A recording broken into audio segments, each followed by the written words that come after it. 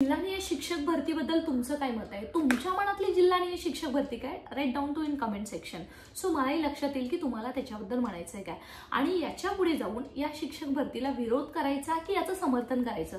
कारण जर विरोध करायचा म्हटलं तर NET 2025 शिक्षक भरतीची आतुरतेने वाट पाहतात ते म्हणजे राज्यातील जवळपास 4 ते 5 लाख उमेदवार. परंतु त्यांना येणाऱ्या संकटाची थोडीशी चाहूल देणं गरजेचं आहे. शिक्षक भरतीसाठी प्रामाणिकपणे प्रयत्न करत असताना वर्षानुवर्ष जे शालेय शिक्षण विभागाचे निर्णय बदलतात, सरकारचे निर्णय बदलतात, त्याच्यामुळे उमेदवार कसा भरडला जातो आणि येणाऱ्या तिसऱ्या टेपमधलं महत्त्वपूर्ण जे संकट आहे त्याच्याकडे तुम्हाला लक्ष वेधणं गरजेचं आहे. कारण त्याच्या संकटातून सुटण्यासाठी काम सुद्धा करणं तितकंच गरजेचं आहे. आणि त्याचवरती मित्रांनो या व्हिडिओमध्ये बोलणार आहे. मेच्या लास्ट वीकमध्ये जूनच्या पहिल्या वीकमध्ये मात्र तुमचा IBPS पॅटर्न घेणार आहे. बॅच वाईज परीक्षा असेल, जशी दुसरी टेट किंवा टॅट 2022-23 झालेली आहे तशीच टॅट शिक्षक भरती 2020-25 होणार आहे. म्हणजे आपण 25च त्याला बोलूया. तर मित्रांनो याच्यामध्ये जे येणाऱ्या काळामध्ये जे महासंकट आहे ते आहे जिल्हानिहाय शिक्षक भरतीचं. जसं आपण पाहतोय की जिल्हानिहाय तलाठी भरती आहे, जिल्हानिहाय सध्या पोलीस भरती आहे, तशी शिक्षक भरती होईल का किंवा त्याचं स्वरूप कसं असेल. आजपर्यंत मी स्वतः जो फॉलोअप घेत आहे मंत्रालयामध्ये, आयुक्त कार्यालयामध्ये आणि जिल्हानिहाय शिक्षक भरतीची गरज का पडली याच्यावरती माझ्याजवळ माहिती आहे ती मी तुमच्यापर्यंत सांगण्याचा प्रयत्न करणार आहे. तुमची मतं खूप महत्त्वाची आहेत. याला विरोध करायचा की तुम्ही या निर्णयाला हॅपी आहात, ती कशी असणार आहे, त्याचं स्वरूप कसं असणार आहे ते पहिल्यांदा जाणून घ्या आणि नंतर कमेंट सेक्शनमध्ये लिहा. हीच फक्त तुमच्या सर्वांकडे अपेक्षा आहे. मी ॲडव्होकेट प्राध्यापक बालुशा माने शिक्षकांच्या सन्मानासाठी आणि हक्कासाठी नक्कीच तत्पर आहे. जिल्हानिहाय शिक्षक भरतीची सरकारला गरज का पडली? तर मित्रांनो पवित्र पोर्टलद्वारे जी दुसरी टेट झालेली आहे त्यांच्यामध्ये जिल्हांतर्गत बदली आहे. ती नोटिफिकेशन मध्ये त्यांनी सांगितलेलं आहे की पवित्र पोर्टलद्वारे लागलेल्या शिक्षकाला कोणतीही जिल्हांतर्गत बदलीचा अधिकार असणार नाहीये. त्यामुळे त्यांना तर सध्या तो अधिकार नाहीये. परंतु येणाऱ्या काळामध्ये ही जिल्हानिहाय शिक्षक भरती किंवा एक्सेप्शनल केसेस असतात, पती पत्नी एकत्रीकरण किंवा काही मेडिकल इश्यू असतात, त्याच्यामध्ये जिल्हांतर्गत बदली होते. परंतु याही पवित्र पोर्टलद्वारे जे शिक्षक काम करत आहेत त्यांना सुद्धा कमीत कमी 5 वर्ष ज्या व्यवस्थापनामध्ये लागलेले आहेत तिथं त्यांना ती घालवावी लागतील. मग त्याच्यानंतर ते अर्ज करू शकतात. त्याचबरोबर आता याची गरज का पडली? तर मित्रांनो सध्या जिल्हांतर्गत बदली हा वर्षभर न संपणारा विषय आहे. वर्षानुवर्ष प्लस वर्षभर न संपणारा विषय आहे. कारण काही ना काही कारणामुळे या जिल्ह्यातून त्या जिल्ह्यातून स्वजिल्ह्यात जाण्यासाठी नक्की उमेदवार कंटिन्युअस अर्ज करत असतात. याच्यातून मार्ग काढायचा असेल तर ज्या जिल्ह्यातील उमेदवार आहेत त्यांनी तिथंच जर नोकरीसाठी प्रेफरन्स भरले, त्यांना तिथंच जर नोकरी लागली तर जिल्हांतर्गत बदलीसाठी ते अर्जच करणार नाहीत असं शासनाचं मत आहे. आणि याच्या संदर्भात बैठक सुद्धा पार पडलेली आहे. आणि येणाऱ्या शिक्षक भरतीमध्ये जिल्हानिहाय शिक्षक भरती करण्याचा शालेय शिक्षण विभागाचा विचाराधीन आहे. अजून त्याच्यावरचं परिपत्रक निघालेलं नाहीये, हे अंडरलाईन करून ठेवा. परंतु येणाऱ्या संकटाचं चाहूल दूरदृष्टिकोनाने जर आपण विचार केला तर याच्यावरती आपण मार्ग नक्कीच काढू शकतो. आणि याच संदर्भात मित्रांनो मी हे तुम्हाला सांगण्याचा प्रयत्न करत आहे. IBPS पॅटर्नद्वारे ही परीक्षा घेऊन पोर्टलवरती आपण स्वतः साइन इन करून लॉग इन करून आपले ऑटोमॅटिकली IBPS कंपनी जी काही मार्क्स पडलेले असतात ते पोर्टलवरती अपलोड होताना दिसतात. ही सर्व इंटरनल प्रोसेस आहे. आणि जर तुम्ही शिक्षक भरतीच्या रेसमध्ये असाल तर तुम्हाला माहितीच असेल. तर मग याच्यानंतर जेव्हा पोर्टलवरती व्यवस्थापना जागा अपलोड करतात की कोणाकडे किती जागा आहेत, संच मान्यतेच्या प्रपोर्शननुसार, प्रचलित आरक्षणानुसार, कॅटेगरीनुसार, इयत्तानिहाय, विषयनिहाय जागा अपलोड केल्या जातात. आणि या जागा अपलोड केल्यानंतर उमेदवारांना टॅब उपलब्ध होतो तो सेल्फ सर्टिफाय करण्याचा. म्हणजे जी तुमची माहिती आहे तुम्ही IBPSच्या वेबसाईटवरती जी भरली होती परीक्षा देण्यासाठी, आता जी काही टॅट 2025 साठी तुम्ही भराल तीच बरोबर आहे का, त्याच्यामध्ये काही चेंजेस आहेत का ते एकदा व्हेरीफाय तुम्हाला करायचं असतं सेल्फ सर्टिफाय. आणि जर काही चेंजेस असतील तर तुम्हाला तुम्हाला तालुकानिहाय पवित्र पोर्टलचे जी AIEO असतात तिथे जाऊन तुम्ही ती माहिती चेंज करण्याचाही तुम्हाला अधिकार असतो. तो ठराविक दिवसामध्ये तुम्हाला प्रोसेस करायची असते. आणि मग वेळ येते की व्यवस्थापनाने जागा अपलोड केलेल्या असतात, मग प्रिफरन्स स्टार्ट होतात.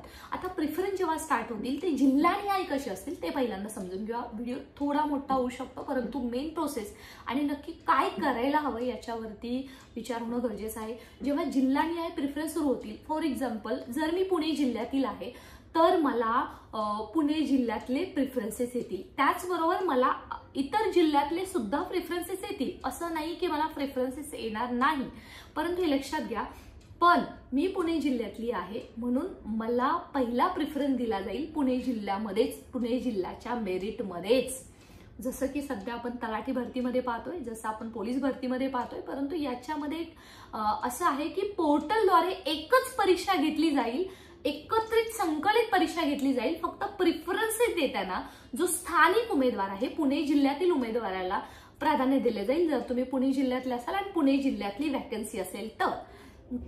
आता जर पुणे जिल्ह्यातील उमेदवाराला रत्नागिरीमध्ये प्रिफरन्स द्यायचा आहे, जर त्याला संभाजीनगरमध्ये प्रिफरन्स द्यायचा आहे तर काय, तर मित्रांनो त्याला तो प्रिफरन्स देता येतो. तो सेकंड प्रिफरन्स तो देऊ शकतो, थर्ड प्रिफरन्स देऊ शकतो. प्रथमतः पहिल्यांदा त्याचा विचार पुणे जिल्ह्यासाठी केला जाईल. याचे म्हणजे परिणाम काय होतात तर याच्यामध्ये जे स्थानिक उमेदवार आहे पुणे जिल्ह्यातला त्याला तिथेच नोकरी मिळते आणि तिथलाच त्याचा मेरिटचा विचार केला जातो. आतापर्यंतचा बदल आणि आत्ताचा बदल काय आहे तर आतापर्यंत असं होतं की एक मेरिट लागलं जायचं.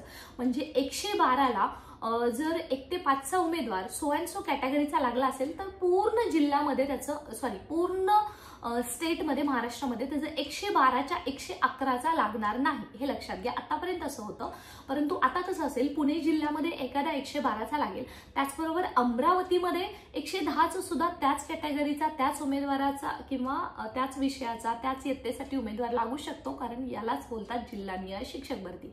तर मित्रांनो अशा पद्धतीचा सध्या शालेय शिक्षण विभागाचा मानस आहे आणि शक्यतो याच्यासाठी शालेय शिक्षण विभाग पूर्णतः पॉझिटिव्ह आहे. याच्यामध्ये जर एखाद्या उमेदवाराला अमरावतीला पण प्रिफरन्स द्यायचा आहे, संभाजीनगरला सुद्धा द्यायचा आहे तर तो देता येईल का, तर मित्रांनो देता येईल. याच्यामध्ये त्यांनी काही जास्त बदल केलेले नाही, परंतु थोडे बदलच करून उमेदवारांना सिलेक्टिव्ह कसं त्यांना त्यांच्यासाठी घेता येईल याच्यासाठी शासनाने पूर्णतः ही तयारी केलेली आहे आणि त्याच्यासाठी शासन हे अशीच शिक्षक भरती करण्यासाठी सध्या त्यांच्या मीटिंग्स आहेत आणि त्याच्यावरती त्यांचं काम चालू आहे. तर जिल्हांतर्गत बदलीद्वारे वर्षानुवर्ष शालेय शिक्षण विभाग जिल्हांतर्गत बदलीमध्येच ते कंटिन्यू व्यस्त असतं आणि सध्या जिल्हांतर्गत बदलीसाठी काही आकडे मोजले जातात, पैशाशिवाय कामं होत नाहीत. हे ओपन सिक्रेट आहे, मला ऑनलाईन प्लॅटफॉर्मवरती सांगण्याची गरज नाहीये. सो मग याच्या कचाट्यातून सुटण्यासाठी जो जिल्हानिहाय शिक्षक आहे त्याला स्वतःच्याच जिल्ह्यामध्ये प्राधान्य मिळेल, प्लस त्याला तिथे मेरिट कमी असेल किंवा जास्त असेल तो तिथंच त्याला कॉम्पीट करायचं आहे, तिथं त्याला प्राधान्य मिळेल. मग दुसऱ्या जिल्ह्यामध्ये कसं, जर त्याला आता मी मगाशी सांगितल्याप्रमाणे अमरावती जिल्ह्यामध्ये सुद्धा त्याचा नंबर लागेल. पहिल्यांदा तिथल्या उमेदवारांचा विचार करून नंतर यांचा विचार केला जाईल. दिस इज ऑल अबाउट कॉल जिल्हानिहाय शिक्षक भरती. तर शिक्षक भरतीमध्ये संविधानाने अधिकार दिलेला आहे की आपण आपल्या हक्कासाठी लढू शकतो, परंतु शिक्षक भरतीमध्ये जिल्हानिहाय शिक्षक भरतीचं स्वागत करावं की त्याला विरोध करावा, की म्हणजे पहिल्यांदा जशी दुसरी शिक्षक भरती झालेली आहे 2023 साली, 2017 साली पहिली शिक्षक भरती झालेली आहे तशीच राहायला हवी का, की याला विरोध करावा, या संदर्भात मला तुम्ही कमेंट सेक्शनमध्ये लिहा.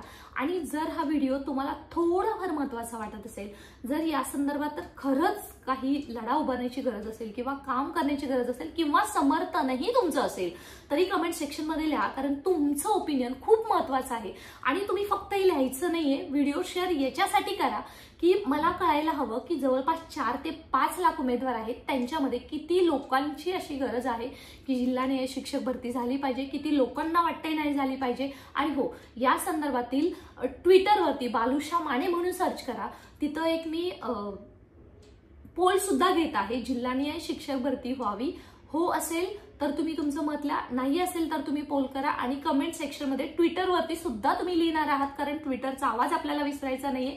म्हणजे काय, जर तुमचं समर्थन असेल तर काहीच हरकत नाहीये, पण समर्थन नसेल याला तर मात्र तुम्ही याला विरोध करायला हवा. तुम्ही जर मला पर्सनली विचाराल की मॅडम तुम्हाला काय वाटतं, जिल्हानिहाय शिक्षक भरती योग्य की अयोग्य, मित्रांनो to some extent it's a good that की त्याच जिल्ह्यामध्ये त्याच उमेदवारांना प्राधान्य भेटेल, परंतु संविधानानुसार आपल्याला कॉम्पीट करण्याचा अधिकार दिलेला आहे आर्टिकल 16 नुसार. त्याच्यामुळे असं म्हणजे हे वेगवेगळं केलं करता येत नाहीये किंवा केलं जाणार नाहीये, आणि केला तरी आपण त्याला विरोध करू शकतो, तो टिकू शकतो आणि उमेदवार त्यांच्या मेरिटनुसार ते कॉम्पीट करू शकतात. हा एक मुद्दा आहे, तो लढण्याचा भाग आहे, परंतु त्याच्यासाठी तयारी किती आहे तेही महत्त्वाचं आहे. सो तुमचं एक व्हॅल्युएबल मत मला अपेक्षित आहे, कारण सध्या येणाऱ्या संकटाची चाहूल जर आपल्याला अगोदरच लागत असेल तर त्याच्या संदर्भात आपल्याला प्रथमतः त्याच्यावरती काय करायचं हा विचार करणं गरजेचं आहे, तसं नियोजनबद्ध प्लॅनिंग करणं गरजेचं आहे.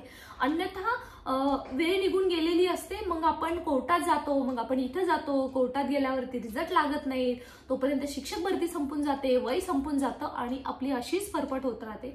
सो एक प्रामाणिक तुम्हाला काय वाटतं ते कमेंट सेक्शनमध्ये नक्की लिहा आणि तुमचे जे मित्र आहेत त्यांच्यापर्यंत नक्की पोहोचवा. व्हिडिओ जितक्या जास्त लोकांपर्यंत पोहोचवेल तिथपर्यंत मला कळेल की तुमचा किती चांगला रिस्पॉन्स आहे, जेणेकरून आपण याच्यावरती एक नियोजनबद्ध लढा उभारू शकतो. त्याचबरोबर या कमेंट सेक्शनला पिन केलेला आहे गुगल फॉर्म, तिथं मात्र तुम्ही स्वतःचा जिल्हा, तुमचा मोबाईल नंबर आणि तुमचं नाव एवढंच फक्त या कमेंट सेक्शनमध्ये टाका, जेणेकरून आपल्याला लढा उभारावा जर लागला, जर तुम्हाला वाटत असेल तरच, तर मात्र आपल्याला त्या माहितीचा अतिशय उत्तम फायदा होणार आहे. अशाच महत्त्वपूर्ण माहितीसाठी आता तुमची बोलायची वेळ आलेली आहे. चला लवकरच भेटूया आणि अशाच महत्त्वपूर्ण माहितीसाठी स्टे कनेक्टेड.